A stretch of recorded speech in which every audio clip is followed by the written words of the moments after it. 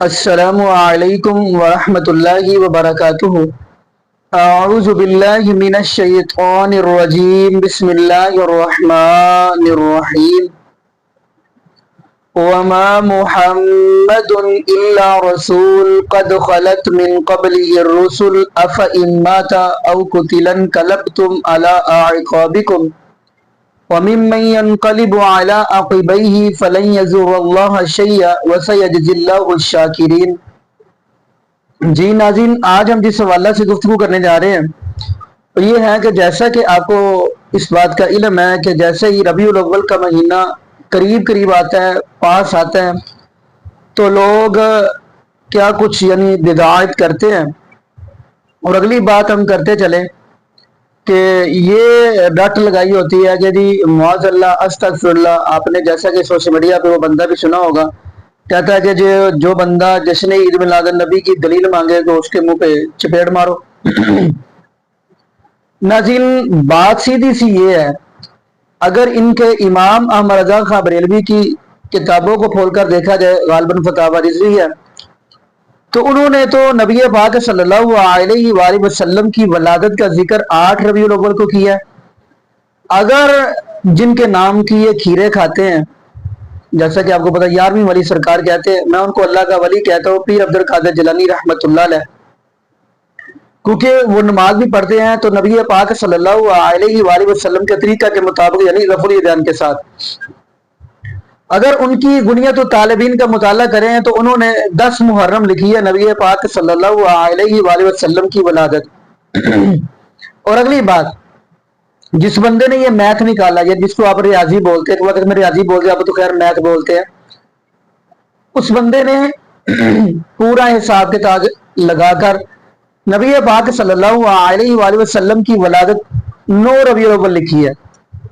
اور اگلی بات، ایک کتاب ہے سیرت کی الرحیق المختوم، انہوں نے بھی مولانا صفی الرحمان مبارک پوری رحمۃ اللہ علیہ کی، انہوں نے بھی نبی پاک صلی اللہ علیہ وآلہ وسلم کی ولادت 9 ربیع الاول لکھی ہے۔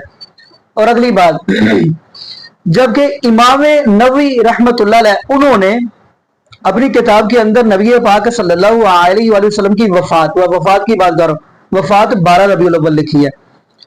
تو لیکن ناظرین، 12 ربیع الاول کا نام لے کر آپ دیکھتے ہیں کیا کچھ کیا جاتا ہے اس دن، جس دن یہ جشن عید میلاد النبی مناتے ہیں۔ آپ دیکھتے ہیں روڈوں پہ جا کر دیکھتے ہیں، سڑکوں پہ جا کر دیکھتے ہیں، اس دن مساجد خالی ہیں لیکن ان کا ڈول ڈمکا جاری ہے۔ آپ کو پتہ ہے سارا کچھ جو کچھ ہوتا ہے، استغفر اللہ، مسجد کے اندر بھی یہ سارا کچھ کرتے ہیں۔ تو ناظرین یقین مانیے اس دن یعنی 12 ربیع الاول والے دن نبی پاک صلی اللہ علیہ وآلہ وسلم کے صحابہ کی کیا کیفیت تھی، محبوب علیہ السلام کی بیٹی حضرت فاطمہ رضی اللہ تعالی عنہا کی کیا کیفیت تھی، کبھی انہوں نے احادیث کا مطالعہ کیا ہی نہیں۔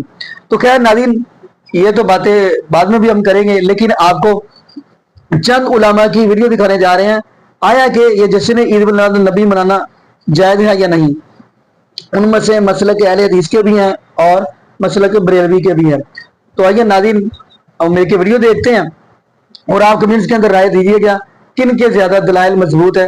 تو آئیے ناظرین مل کے گفتگو سنتے ہیں۔ کچھ قربان کر دیا ہے نا، تو اگر یہ واقعی محبت رسول کی علامت ہے تو بتائیے مجھے کہ کتنے صحابہ نے یہ دن منایا، کسی بھی درجے میں، میں اب اس میں کچھ وہ نہیں، کسی بھی درجے میں لسٹ اور ہائیسٹ جس کو بولیں کم سے کم اور زیادہ، کس صحابی سے ثابت ہے کیا کہ اس صحابی نے اس دن کو کوئی ذکر کیا، اس دن میلاد کا جلوس کیا، اس دن رسم کیا، اس دن کھانا پکایا، اس دن جو ہے فلاں کیا، اس دن کوئی دعائیں کی، اس دن کچھ بھی کیا؟ مجھے ایک واقعہ دیجیے، ایک واقعے کی محتاج ہے ہم لوگ۔ مسلمان ہونے کے ناطے ہم تو جو ہے دلیل کے محتاج ہوتے ہیں نا، اللہ کی کتاب کے محتاج ہیں، صحابہ کے آثار آ جائے تو ہم آگے بڑھیں گے، ورنہ ہم تو فل اسٹاپ رہتا لگا دیتے ہیں۔ اگر یہ محبت رسول کی علامت ہے تو کسی صحابی نے کبھی یہ دن منایا کیا؟ میں یہ سوال کر رہا ہوں۔ میں کچھ دن پہلے انٹرنیٹ پہ بیٹھا تھا تو ایک صاحب نے لکھا رہے آپ خلاف بولتے ہیں عید میلاد النبی کی۔ علامہ ابن تیمیہ لکھتے ہیں کہ اگر سلف اس کو منا لیتے تو اس میں کوئی حرج نہیں تھا۔ میں نے کہا یہی تو خصوصیت اس آدمی کی کہ کیا لکھا ہے اس نے، سلف منا لیتے تو منا سکتے تھے، تب ہمارے لیے جائز تھا، سلف نے منائے نہیں تو ہم کہاں سے منا سکتے۔ جس کو بولتے ہیں یہ گریٹنس ہوتی ہے کہ انسان کی یہی خصوصیت اس کی اعلیٰ درجہ ہوتا ہے کہ وہ کیا لکھ رہے ہیں کہ نبی کی پیدائش، ظاہر سی بات ہے خوشی ہونا چاہیے، مجھے بھی، آپ کو بھی ہونا چاہیے۔ لیکن ہماری خوشی تابع ہے کسی کی، اس وجہ سے ہم اس کو ویسے نہیں منا جیسے لوگ مناتے ہیں اپنے دل کی حد تک، اور وہ خوشی محبت ہے، اور محبت اطاعت ہے، اس اطاعت کر کے ہم بتاتے ہیں کہ ہاں ہم نبی سے محبت کرتے ہیں نا۔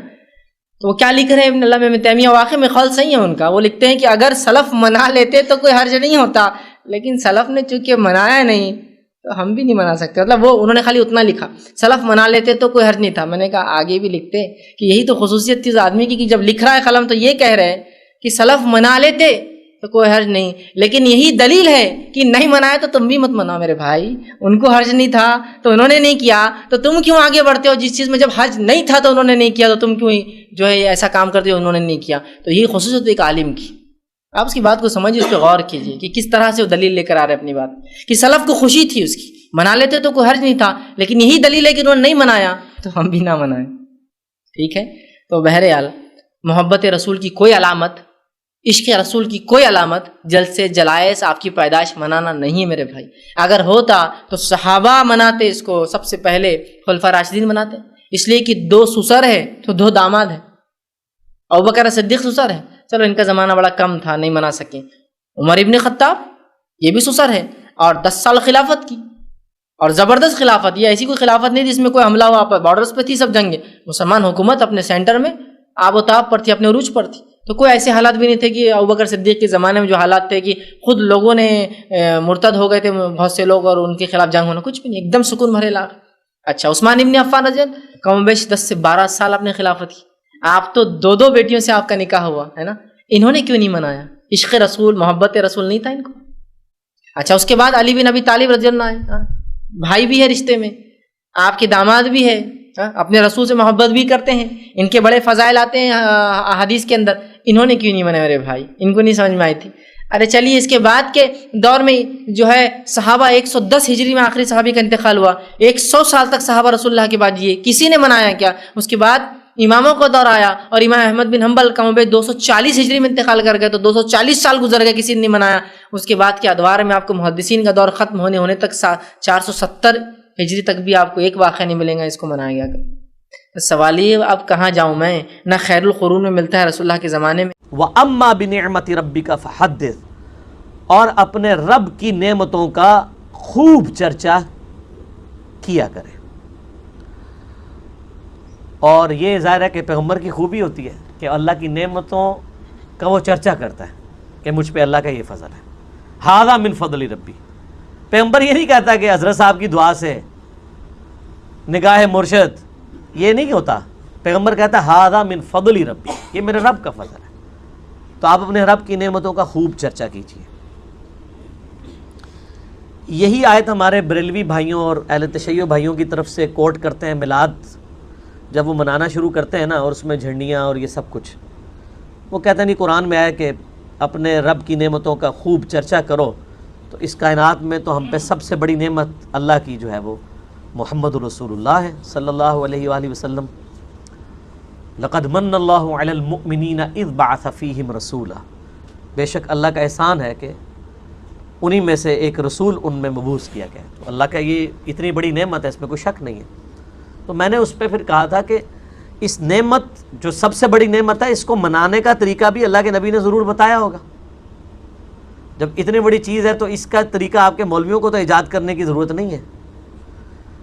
تو پہلے تو ہم الزامی جواب کے طور پہ شروع کرتے ہیں کہ بتائیں کہ محمد اور آل محمد اور اصحاب محمد علیہ السلام اجمعین انہوں نے کون سی جھنڈیاں لگا کے تو میلاد منایا، کون سے جلوس نکالے ہیں؟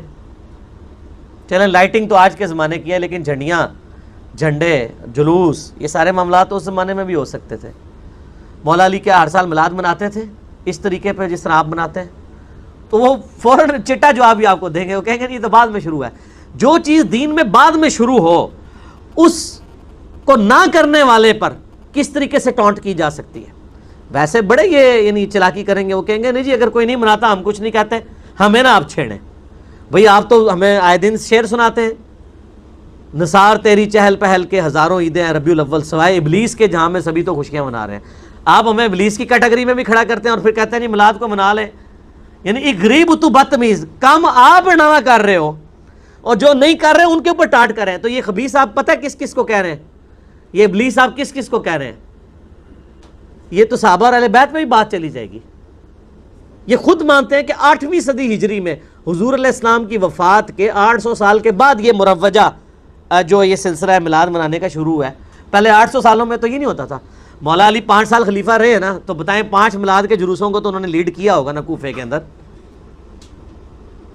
تو یہ آپ سوال کریں تو آگے ان کی شکلیں دیکھ لیں, ان کے مولویوں کی, ذاکرین کی, تو ان کی شکل دیکھ کے آپ کو جواب مل جائے گا جب یہ آپ سوال کریں گے کہ بتائیں وہ کوفے میں جو محفل میلاد تھی وہ مانے خصوصی کون تھا, نعت کنے پڑھی سی, تو منقبت کنے پڑھی سی. منہ اڈ کے بہ جان گے, تو جب منہ اڈن دے پتہ لگ جائے گا انہوں نے. تو اس طرح کی آپ ایکٹیویٹی. عید میلاد النبی کیا حضور کا حکم ہے؟ کیا اس کا کوئی ثبوت صحابہ سے ہے؟ کیا ہم صحابہ کے مقابلے میں حضور سے زیادہ محبت کرتے ہیں؟ لیکن تھا کہ معاملہ مالا یؤمرون, جس چیز کا حکم ہوا نہیں اس پر عمل ہو رہا. یہ ہے در حقیقت رسم پرستی, اور رسم کے اندر پھر اضافہ ہوتے چلا جانا, اس پر ردے پر چڑھتے چلے جانا جو ہے, یہ دوسرا سبب ہے. اور اس کا ایک نتیجہ جو نکلتا ہے وہ اسی پر بات ختم کروں گا, اگرچہ ایک اور حدیث جو ہے اس موضوع پر بہت اہم ہے. نتیجہ کیا نکلتا ہے؟ جہاں بدعت آئے گی سنت رخصت ہو جائے گی. اب نماز جنازہ کی وہ اہمیت نہیں ہوگی, نہ نماز جنازہ یاد کرنی ہے, نہ دعا یاد کرنی ہے, کچھ پتہ نہیں, جا کے کھڑے ہو گئے ہیں, وضو بھی ہے کہ نہیں ہے, لیکن قرآن خوانی میں تو جانا ہی جانا. دیکھو ربیع الاول کے بارے میں لوگ اکثر ایک سوال پوچھتے ہیں کہ عید میلاد النبی منانا, اس میں جشن کرنا, نبی صلی اللہ علیہ وسلم کی آمد پہ خوشی منانا, یہ اسلام میں کیسا ہے؟ ہم رسول اللہ صلی اللہ علیہ وسلم کی سیرت دیکھتے ہیں. پہلی بات تو یہ کہ 12 ربیع الاول نبی کا یوم ولادت ہے, اس پر کوئی صحیح روایت موجود نہیں ہے. اگر ہے تو بھائی کوئی دکھا دے, بھئی یہ روایت ہے, اس کے یہ راوی ہیں, سارے ثقہ راوی ہیں, ایسی کوئی روایت موجود نہیں ہے.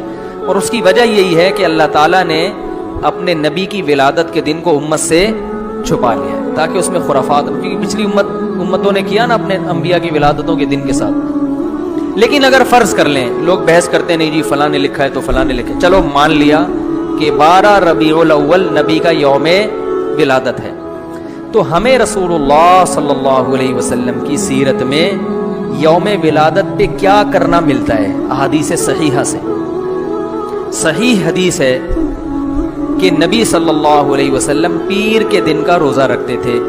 صحابہ نے پوچھا کیوں؟ آپ نے فرمایا یہ میرا یوم ولادت, پیر کو آپ پیدا ہوئے. اب دیکھو پیر کو نبی نے روزہ رکھ کے یہ بتا دیا کہ اس میں عید کا تصور نہیں ہے, کیونکہ عید اور روزہ جمع بولنا پڑے گا آپ لوگوں کو, جمع نہیں ہو سکتا. اب اس کو سیلیبریٹ نہیں کیا جا سکتا. جس دن روزہ ہو جائے گا نا, اب وہ سیلیبریٹ کرنا اس کو ممکن ہے ہی نہیں, اس میں جشن کا تصور ہی ختم ہو گیا. جو ہماری عیدیں ہیں ان میں روزہ رکھنا جائز ہے. عید الفطر کو کوئی روزہ رکھے, بولو بھائی, اگر جس دن روزہ رکھا وہ عید نہیں ہو سکتی, جو عید ہے وہ روزے کا دن. کیا خیال ہے؟ عید اور روزہ ایک دوسرے کے کیا ہیں؟ اپوزٹ. کیونکہ عید ایک خوشی کا دن ہے اور اس کو سیلیبریٹ کرنا ہے, تو سیلیبریٹ جو کیا جاتا ہے کھا پی کے کیا جاتا ہے یا بھوکا رہ کے کیا جاتا ہے؟ دیکھو آپ کے بچے کا امتحان میں پاس ہو گیا اچھے نمبروں سے, بہت خوش ہیں آپ نے تمام رشتہ داروں کو فون کیا, بھائی میرا بچہ 100 نمبروں سے پاس ہوا ہے, میں بہت خوش ہوں اور میں اب جشن مناؤں گا, ایک سیلیبریٹ کروں گا اس کو. بھائی کیسے کریں گے؟ بھائی آپ تمام لوگوں سے گزارش ہے کہ صبح کا ناشتہ بھی چھوڑ دیں اور کل دوپہر کا کھانا بھی چھوڑ دیں. بھائی یہ کیا ہو گیا؟ بھائی یہ خوشی ہے یا کوئی غم ہے بھائی؟ روزہ کوئی غم کی علامت نہیں ہے, لیکن خوشی بھی نہیں ہے. خوشی کا مطلب خوشی کو سیلیبریٹ کرنا نہیں ہے, منانا. خوش ہونا ایک الگ چیز ہے, خوشی منانا. بھائی خوش ہونے پر تو ہم بھی کوئی پابندی نہیں لگا رہے کہ آپ 12 ربیع الاول کو خوش ہو جائیں. مسئلہ ہے خوشی منانا. منانے کا صرف عید کو خوش ہونے پر کبھی بھی نہیں, منائی جائے گی صرف عید کے دن. یا کوئی یعنی یہ کوئی کھانا کھلا کے. تو آپ کے بچہ 100 نمبروں سے پاس ہوا, آپ نے کہا کہ ہم خوشی منائیں گے. بھائی کیسے منائیں گے؟ آپ بھی کھانا چھوڑ دیں اور ہم بھی کھانا لے. بھائی وہ کہیں گے بھائی پہلے ہم اس طرح تو ہوگا کہ آج ہم زیادہ کھائیں گے, اس طرح تو منائی جاتی ہے. تو یہ بات سمجھ میں آ گئی. دوسری بات, دوسری دلیل, جمعے کا دن بھی چھوٹی عید ہے نا, اس کو بھی عید کہا گیا ہے روایتوں میں. اسی وجہ, اور عید کے بہت سارے احکام جمعے کے دن بھی لاگو ہوتے ہیں. غسل کر کے نہا دھو کے مسجد میں اجتماع ہوتا ہے. عید کے دن بھی غسل کر کے نہا دھو کے اجتماع ہوتا ہے. نبی جمعے کے دن بھی اچھے کپڑے پہنتے تھے, ہم عید کے دن بھی بولتے کیوں نہیں اچھے کپڑے پہنتے ہیں. جمعے کے دن بھی خوشبو لگا کے نہا دھو کے, عید کے دن بھی ایسے ہی. اور حدیث میں جمعے کے دن کو بھی روزے کے ساتھ خاص کرنے سے منع کیا گیا ہے. لا تختصوا لیلۃ الجمعۃ بصلاۃ ولا یوم الجمعۃ بصوم. حدیث میں آتا ہے جمعے کی جو رات ہے اس کو عبادت کے ساتھ خاص مت کرو, اور جمعے کے دن کو روزے کے ساتھ خاص مت. جمعے کو روزہ رکھنا کوئی اضافی فضیلت نہیں ہے. ویسے جائز ہے روزہ رکھنا کہ آپ کی چھٹی جمعے کو ہوتی ہے اس لیے رکھ لیا تو ایک الگ بات ہے, لیکن اس کو خاص فضیلت دے کے رکھنا تو یہ مکمل عید تو نہیں ہے. اس میں عید کا لک بہرحال بولو بھائی ہے, خطبہ بھی ہے, جیسے عیدین میں خطبہ بھی ہوتا ہے, 2 رکعتیں ہیں عیدین میں بھی 2 رکعت, لک ہے اس میں. اب ذرا ٹیکنیکل پوائنٹ کو سمجھیے گا آپ لوگ. یہودی سب سے پرانی قوم ہے, ان کے لیے جو مقدس دن تھا وہ کون سا تھا؟ ہفتہ, اور وہی ان کی چھوٹی عید تھا. سمجھ رہے ہیں نا, اسی میں وہ اجتماع کرتے تھے. عیسائی اس کے بعد آئے, ان کے لیے کون سا ہوا؟ اتوار کو, جو ہفتے کے بعد ہے. مسلمان ان کے بھی بعد آئے, تو ہمارے لیے کون سا ہونا چاہیے تھا؟ پیر. اور یہ یوم ولادت بھی تھا, تو اس کو تو زیادہ فضیلت ہونی چاہیے تھی نا بھائی, عقلی لحاظ سے بھی اور جو حکمت ہے اس کے لحاظ سے بھی. عقلی لحاظ سے اس لیے کہ وہ پہلے تھے تو ہفتہ, پھر اس کے بعد اتوار, تو اب ہمارے لیے پیر. اور اس لیے بھی کہ نبی کا یوم ولادت ہے, تو یہ بطریق اولا پیر کے دن کو فضیلت ملنی چاہیے تھی, کیونکہ وہ نبی کا یوم ولادت ہے. لیکن چونکہ اس میں عید کا کانسیپٹ ہے نا, اس لیے پیر کا نہیں ہوا, بلکہ ریورس کر کے کہاں لے گئے؟ جمعے کی طرف. تو پیر کے دن یا نبی کے یوم ولادت سے عید کا کانسیپٹ اسلام نے کھرچ کے نکال دیا ہے. اس میں عید کا کانسیپٹ ہو ہی نہیں سکتا, اپوزٹ ہے اس کا, روزہ ہے. بات آ رہی ہے سمجھ میں؟ اس لیے 12 ربیع الاول اگر نبی کا یوم ولادت ہے بھی, تو بہت کچھ بھی اگر کرنا ہے تو روزہ رکھنا, ہم تو اس کے بھی قائل نہیں ہیں روزے رکھنے کے, کیونکہ نبی نے پیر کا رکھا ہے, 12 ربیع الاول کا نہیں رکھا. لیکن اگر آپ کو کھینچ تان کے کچھ نہ کچھ ثابت کرنا ہی ہے, تو آپ اس دن کو روزے کا تو قرار دے سکتے ہیں. آپ اس دن کو سیلیبریٹ کرنا یا عید قرار دینا آپ کے لیے ممکن, قرآن و سنت نبی کی تعلیمات کے مطابق عید کا دن قرار دینا ممکن نہیں ہے, آپ ممکن نہیں. دوسری بات, ابھی بات مکمل نہیں ہوئی ہے, ایک پوائنٹ اور رہ گیا. اسلام میں عیدیں صبح کے وقت ہوتی ہیں, رات کو عیدیں غیر مسلموں کی ہوتی ہیں. کرسمس زیادہ جوش و خروش سے کم منایا جاتا ہے رات کو, کیونکہ اس میں ڈھول ڈھمکے ہوتے ہیں, لائٹنگ ہوتی ہے. لائٹنگ رات کو جچتی ہے, دن میں لائٹنگ بولو بھائی نہیں. جبکہ اسلام کے جو تہوار ہیں وہ کب ہوتے ہیں؟ صبح کے وقت. صبح آپ اشراق کے وقت آؤ گے, نماز پڑھو گے, سوئیاں کھاؤ گے, گلے ملو گے, پتلی گلی سے نکل لو. عید الاضحیٰ میں بھی صبح آؤ گے, نماز پڑھو گے, قربانی کرو گے, گوشت کھاؤ گے, ٹھیک ہے نا. یہ سب کام تبھی فقہا نے لکھا ہے کہ مغرب کی نماز کے بعد جانور کو قربان کرنا مکروہ ہے. جائز ہے مگر مکروہ, کیونکہ شاعر اسلام میں سے دن میں ہوگا. یہ رات کو شریعت نے اس لیے نہیں رکھا کہ رات کا وقت نا گناہوں کی طرف لے جاتا ہے. جب خوشی منائی جاتی ہے تو رات کو انسان ٹریک سے ہٹنے کا خطرہ زیادہ ہوتا ہے. جبکہ 12 ربیع الاول کو جو عید منائی جاتی ہے وہ دن میں زیادہ منائی جاتی ہے رات کو.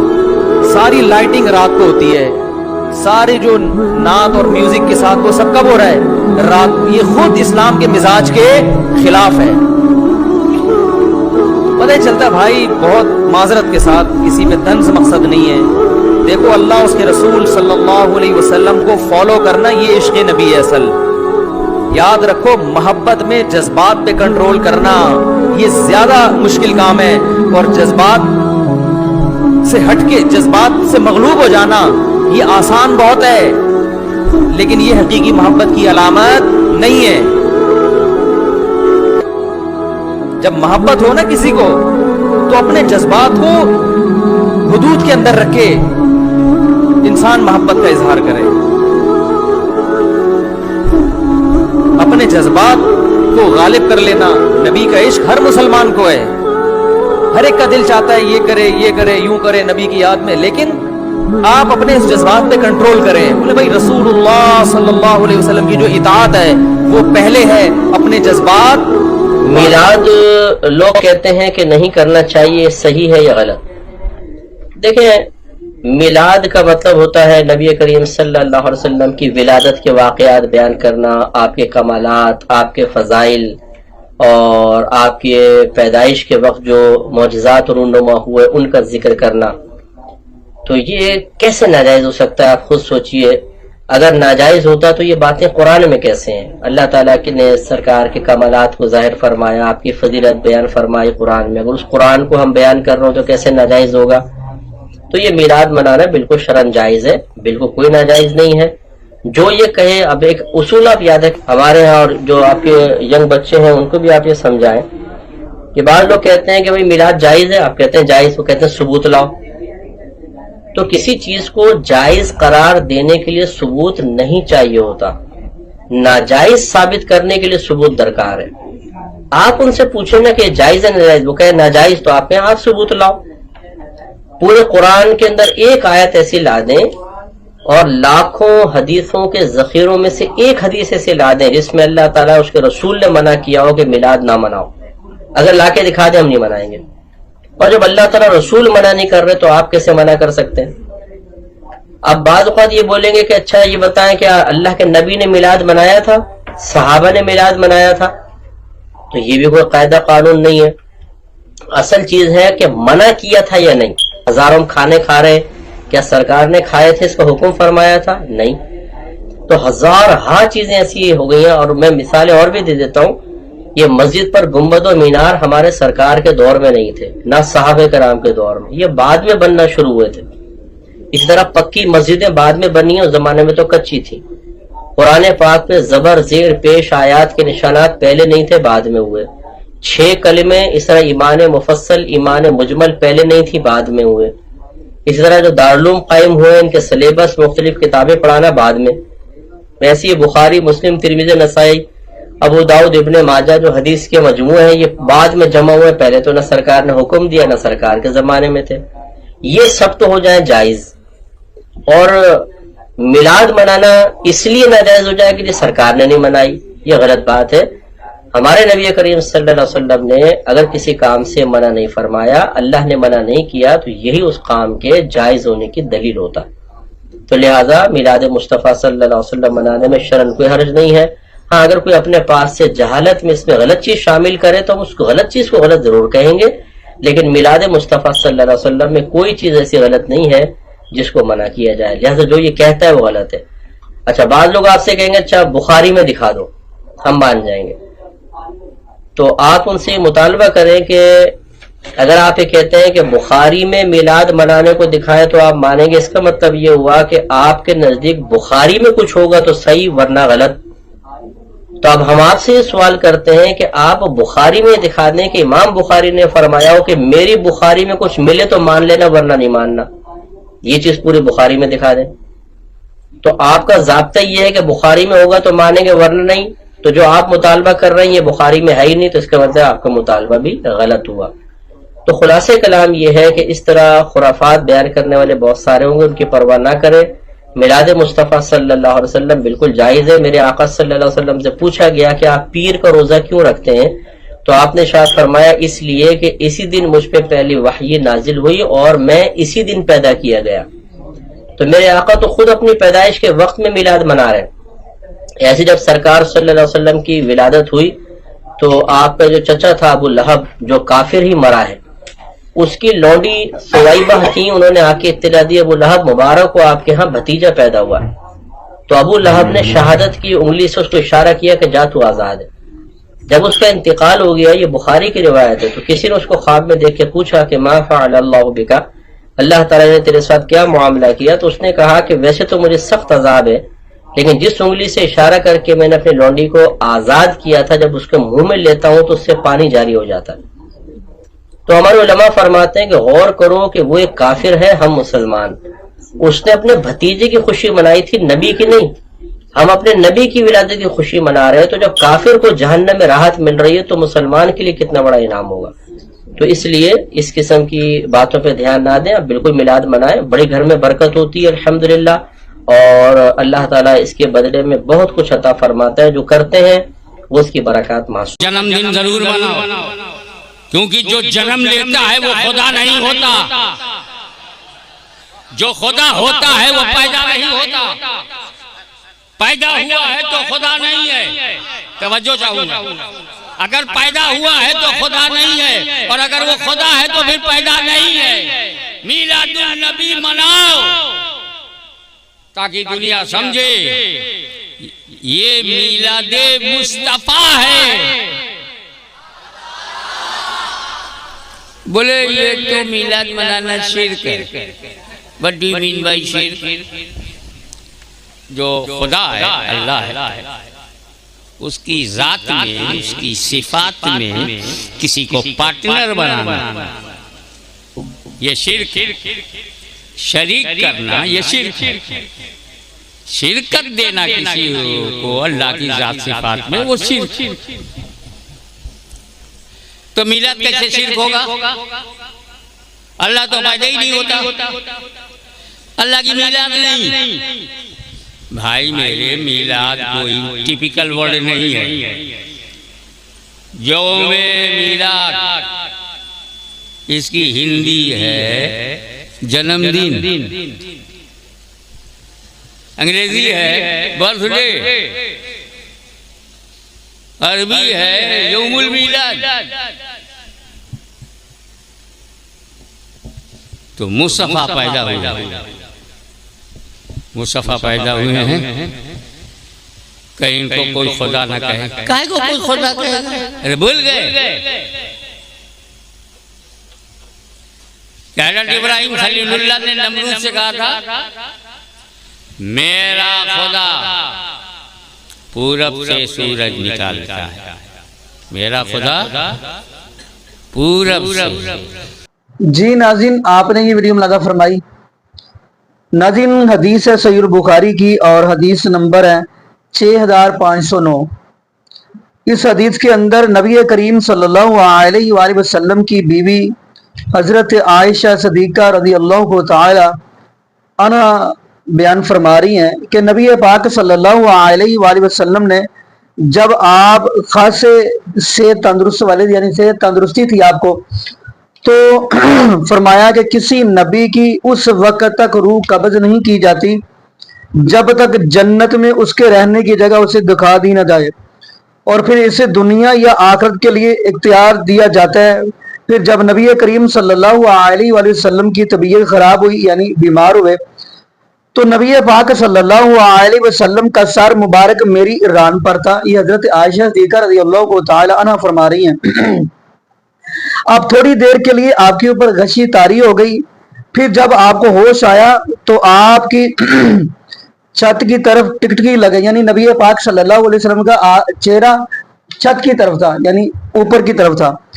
تو نبی پاک صلی اللہ علیہ وسلم فرمانے لگے اللہم بالرفیق الاعلی، اللہم بالرفیق الاعلی، اللہم بالرفیق الاعلی۔ تو نبی پاک صلی اللہ علیہ وآلہ وسلم کی بیوی حضرت عائشہ صدیقہ رضی اللہ تعالی عنہا فرمانے لگی کہ میں سمجھ گئی یہ وہی بات ہے جب نبی پاک صلی اللہ علیہ وسلم کی صحت تندرست تھے، اس وقت نبی پاک صلی اللہ علیہ وسلم نے مجھے بات بتائی تھی۔ یعنی حضرت عائشہ صدیقہ رضی اللہ تعالی فرما رہی ہیں کہ آج آپ اللہ کے محبوب علیہ السلام رب العالمین کے ساتھ ملاقات کرنے لگے ہیں۔ تو ناظرین، صحابہ کی کیا کیفیت تھی؟